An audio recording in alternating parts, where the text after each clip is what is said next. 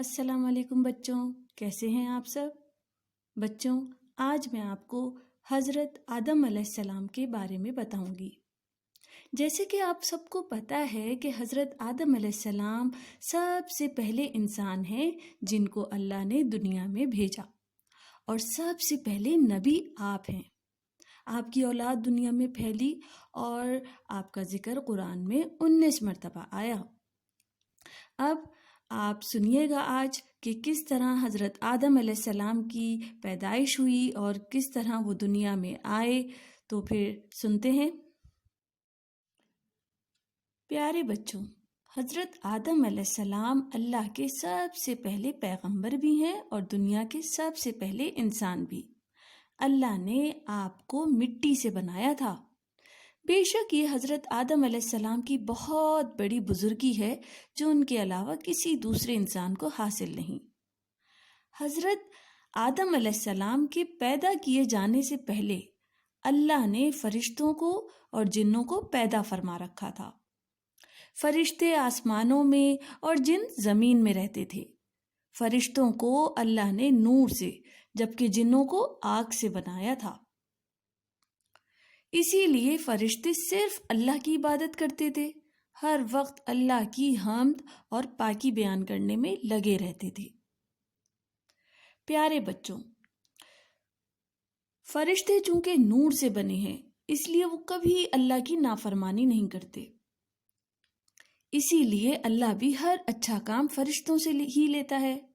بادلوں کو فرشتے چلاتے ہیں، بارشیں فرشتے برساتے ہیں، لوگوں تک ان کی روزیاں پہنچاتے ہیں، اور اللہ کے پیغمبروں تک اللہ کا پیغام یعنی وحی بھی فرشتے ہی لے جاتے ہیں۔ پھر نیک لوگوں تک اللہ کے انعام بھی فرشتوں کے ذریعے ہی پہنچتے ہیں، اور نافرمانوں کو سزا بھی فرشتوں ہی کے ذریعے دی جاتی ہے۔ جبکہ جن آگ سے بنے ہیں اس لیے وہ اللہ کی خوب نافرمانی کرتے ہیں، حتیٰ کہ اللہ کا سب سے بڑا نافرمان ابلیس، جس کو ہم شیطان کہتے ہیں، کیونکہ اللہ نے اسے شیطان کہا ہے، وہ بھی جن ہے۔ اسی نافرمانی کی وجہ سے جنوں کو اللہ کے پاس رہنے کی اجازت نہیں۔ بچوں، حضرت آدم علیہ السلام کی تخلیق میں اللہ تعالیٰ کی کیا حکمت تھی؟ اللہ کی حکمت نے چاہا کہ ایک ایسی مخلوق بناؤں جس میں نور والی صفات بھی ہوں اور مٹی اور آگ والی بھی ہوں۔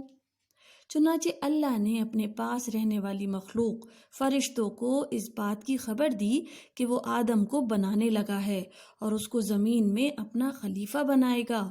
فرشتے یہ خبر سن کر حیرت میں پڑ گئے اور سوچنے لگے کہ اس سے پہلے زمین پر جنوں کو رکھا گیا تھا، انہوں نے کوئی بھی اچھا کام نہیں کیا۔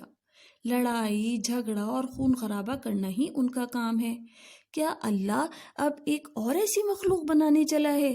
چنانچہ بات سمجھنے کے لیے اللہ سے پوچھنے لگے، آپ کوئی ایسی مخلوق بنانے لگے ہیں جو زمین میں جا کر لڑے گی، خون بہائے گی؟ اس لیے آپ نئی مخلوق نہ بنائیں، ہم ہیں نا جو ہر وقت آپ کی عبادت کرتے ہیں اور آپ کی حمد اور پاکی بیان کرتے ہیں۔ اللہ نے اس سوال کا ایسا جواب دیا کہ فرشتوں کی سمجھ میں بات آ گئی۔ وہ یہ کہ اللہ نے فرمایا، جو بات میں جانتا ہوں وہ تم نہیں جانتے، یعنی آدم کے پیدا کرنے میں جو حکمت ہے وہ صرف میں جانتا ہوں، تم نہیں۔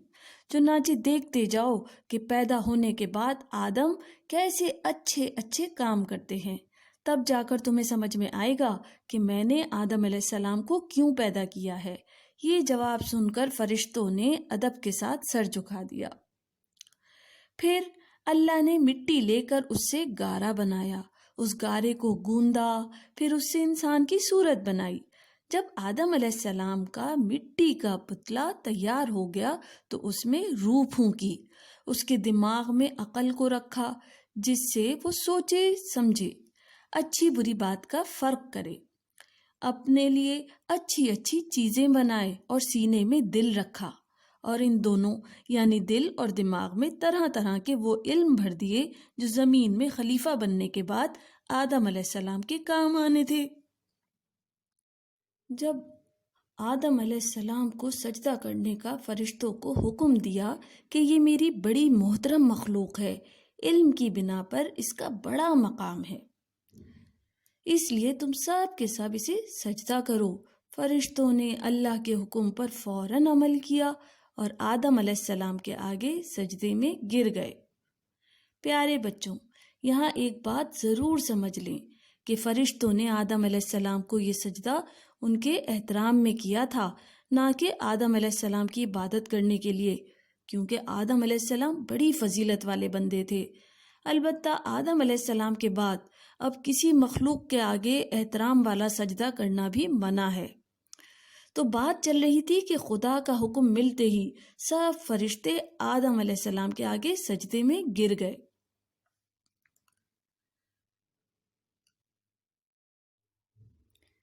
ابلیس چونکہ جن تھا اس لیے حسد کر گیا اور آدم علیہ السلام کے آگے سجدہ کرنے سے انکار کر دیا، اور بڑے غرور کے ساتھ اپنے سجدہ نہ کرنے کی وجہ یہ بتلائی کہ میں ایسے انسان کو سجدہ کیوں کروں، اس کے آگے کیوں جھکوں، اس کو اپنے سے بہتر کیوں سمجھوں جس کو تو نے مٹی سے بنایا ہے، حالانکہ مجھے آگ سے بنایا ہے اور مٹی کے نیچے جاتی ہے جبکہ آگ اوپر جاتی ہے۔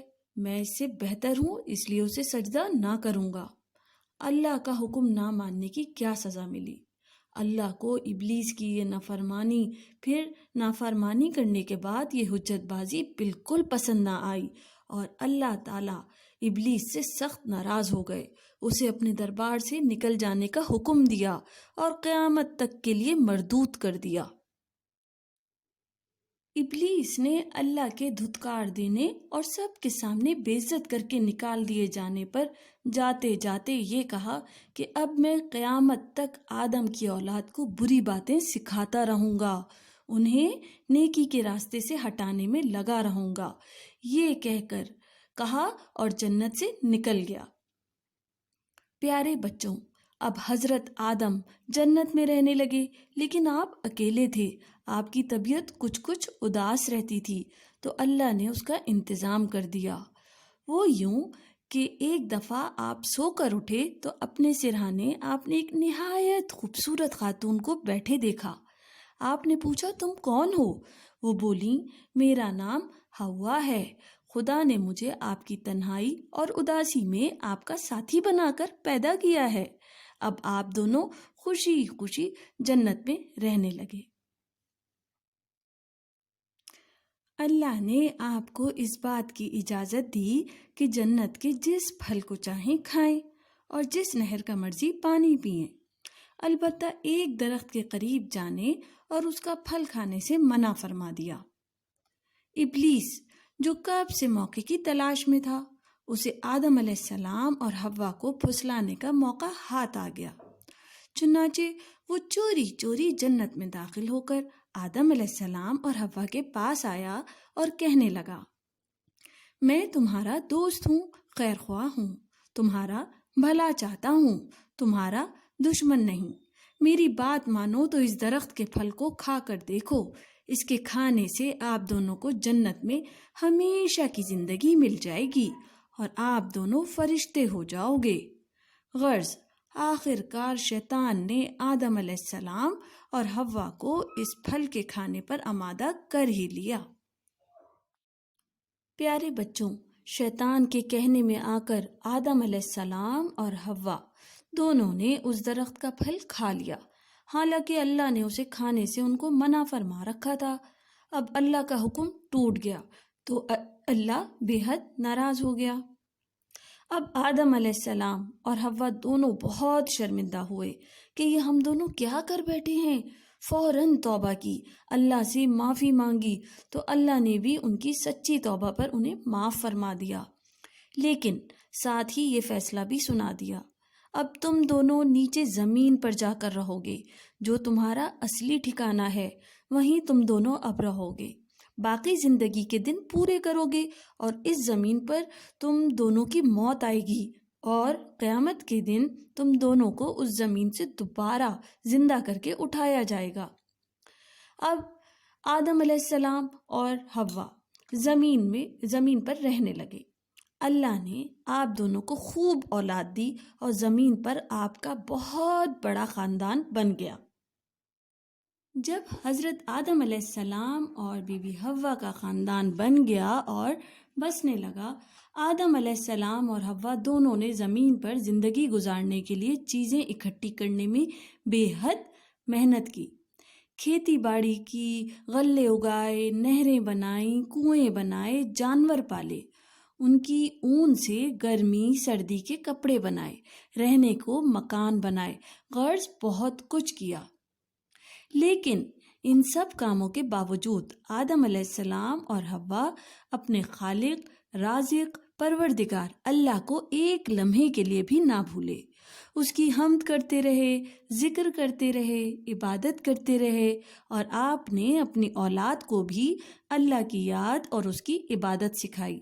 انہیں نصیحت کی کہ شیطان تمہارا دشمن ہے، وہ تمہیں برے برے راستے دکھائے گا، اس سے بچ کر رہنا۔ حضرت آدم علیہ السلام کے ہاں ابتدا میں جڑواں بہن بھائی پیدا ہوا کرتے تھے۔ آپ علیہ السلام نے انسانی نسل بڑھانے، زمین کو آباد کرنے اور اولاد بڑھانے کا یہ انتظام کیا، اور یہ بھی اللہ کے حکم سے کیا کہ ایک جڑواں پیدا ہونے والے بہن بھائی کی شادی دوسرے جڑواں پیدا ہونے والے بہن بھائی سے کر دیتے۔ پیارے بچوں، ہم یہ جان چکے ہیں کہ حضرت آدم علیہ السلام کے ہاں ہمیشہ بھائی بہن کا ایک جوڑا پیدا ہوتا تھا۔ آپ کا ایک بیٹا حابیل تھا اور ایک قابیل۔ اب دستور کے مطابق ان دونوں کی شادی ایک دوسرے کی بہن سے ہونی تھی تاکہ اپنے ساتھ پیدا ہونے والی جڑواں بہن سے شادی ہو۔ قابیل کی بہن بے حد خوبصورت تھی۔ حضرت آدم علیہ السلام نے طے کیا کہ اس کی شادی حابیل سے ہوگی۔ قابیل یہ سن کر بگڑ گیا اور باپ کی بات ماننے سے انکار کر دیا اور چاہا کہ اپنی جڑواں بہن سے شادی وہ خود کرے، حالانکہ اس وقت اللہ کے حکم سے یہ ناجائز تھا۔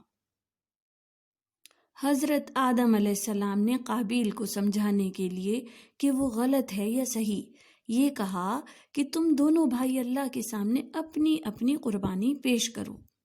اللہ نے جس کی قربانی قبول کر لی، اس لڑکی کی شادی اسی سے ہوگی۔ دونوں نے قربانی پیش کی تو خدا نے حابیل کی قربانی قبول کر لی، جس سے صاف پتہ چل گیا کہ قابیل اپنی بات میں غلط ہے اور اس کی بہن کی شادی حابیل سے ہوگی۔ حابیل کی قربانی قبول ہونے پر قابیل دل ہی دل میں بے حد ناراض تھا۔ پھر ایک دن اس نے اپنے بھائی کو سخت غصے میں صاف صاف کہہ بھی دیا کہ میں ایک نہ ایک دن تمہیں ضرور قتل کروں گا۔ اس کے جواب میں حابیل نے صرف اتنا کہا، میں ایسا نہ کروں گا، میں اللہ سے ڈرتا ہوں۔ اب شیطان قابیل کے پیچھے لگ گیا اور اسے بھائی کو قتل کرنے پر اکساتا رہا۔ چنانچہ ایک دن حابیل ایک درخت کے سائے تلے سویا ہوا تھا کہ قابیل نے آ کر اس کے سر کو پتھر مار کر کچل دیا اور اسے قتل کر ڈالا۔ قتل کرنے کے بعد قابیل بے حد نادم ہوا اور بہت پریشان بھی ہوا کہ اپنے بھائی کی لاش کو کہاں چھپائے، کیونکہ اس سے پہلے نہ اس نے اور نہ کسی اور نے لاش کو دیکھا تھا۔ اس وقت اللہ نے 2 کوؤں کو بھیجا۔ وہ قابیل کے سامنے آ کر ایک دوسرے سے لڑنے لگے اور ایک کوے نے دوسرے کو ٹھونگے مار مار کر جان سے مار ڈالا۔ پھر اس نے اپنی چونچ اور پنجوں کے ذریعے زمین کو کھودنا شروع کیا۔ جب اتنا گڑھا بن گیا جس میں مرے کوے کو رکھا جا سکے تو دوسرے کوے نے مرے کوے کو دھکیل کر اس گڑھے میں پھینک دیا اور اوپر سے مٹی ڈال کر اسے دفن کر دیا اور اڑ گیا۔ قابیل حیرت سے کھڑا یہ سارا منظر دیکھتا رہا اور دل ہی دل میں سوچنے لگا کہ کیا میں اس کوے سے بھی گیا گزرا ہوں۔ چنانچہ قابیل نے بھی کوے کی طرح زمین میں گڑھا کھود کر حابیل کی لاش کو اس میں ڈال کر اسے دفن کر دیا۔ پیارے بچوں، روئے زمین پر آدم علیہ السلام اور حوا کے اترنے کے بعد ہونے والا یہ پہلا جرم تھا جو شیطان نے ترغیب دے کر کروایا تھا۔ اور اس نے اپنی بات پوری کر دکھائی کہ وہ آدم علیہ السلام کی اولاد کو گمراہی کے راستے پر ڈالے گا۔ آدم علیہ السلام اور حوا کو جب اس جرم کا علم ہوا تو وہ بے حد دکھی اور غمزدہ ہوئے، لیکن صبر کیا اور اللہ کے فیصلے پر راضی ہو گئے۔ حضرت آدم علیہ السلام اپنی اولاد کو توحید کی تعلیم دیتے رہے، انہیں نیک باتیں اور اچھے اخلاق سکھلاتے رہے اور شیطان سے ڈراتے رہے، یہاں تک کہ آپ کا انتقال ہو گیا۔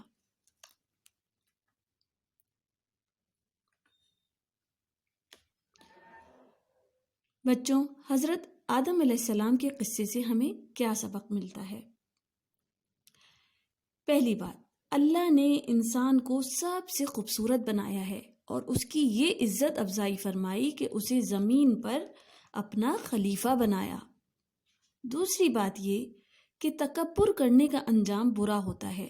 جیسے ابلیس نے اللہ کے سامنے غرور کیا تو اللہ نے اسے جنت سے نکل جانے کا حکم دے دیا۔ تیسری بات کیا ہے کہ شیطان کی بات ماننے کا انجام برا ہوتا ہے، جس سے انسان گناہوں اور نافرمانیوں میں پھنس کر رہ جاتا ہے۔ اب کچھ سوالات ہیں جن کا جواب آپ نے خود تلاش کرنا ہے۔ اب سوال کیا ہے؟ اللہ نے حضرت آدم علیہ السلام کو کیوں پیدا کیا؟ اللہ نے ابلیس کو نافرمانی کی کیا سزا دی؟ اور ابلیس نے آدم علیہ السلام کے آگے سجدہ کرنے سے انکار کیوں کیا تھا؟ چوتھا سوال کہ حضرت آدم علیہ السلام اور حضرت حوا جو ہیں انہوں نے جنت میں کون سی غلطی کی تھی؟ پانچواں سوال یہ ہے کہ قابیل نے اپنے بھائی حابیل کو کیوں قتل کیا؟ چھٹا سوال یہ ہے کہ حابیل کو مار ڈالنے کے بعد قابیل کس مشکل میں پھنس گیا تھا؟ ساتواں سوال یہ ہے کہ قابیل اپنی مشکل سے کیسے نکلا؟ بچوں، مجھے امید ہے آپ ان سوالوں کے جوابات ضرور جان گئے ہوں گے۔ آپ اس کہانی کو، حضرت آدم علیہ السلام کے اس واقعے کو غور سے سنیں تو آپ ان سوالات کا بآسانی جواب دے سکتے ہیں۔ مجھے امید ہے آج کا یہ قصہ آپ کو بہت زیادہ پسند آیا ہوگا۔ میرے اس چینل کو لائک کریں، شیئر کریں اور سبسکرائب کریں۔ جزاک اللہ۔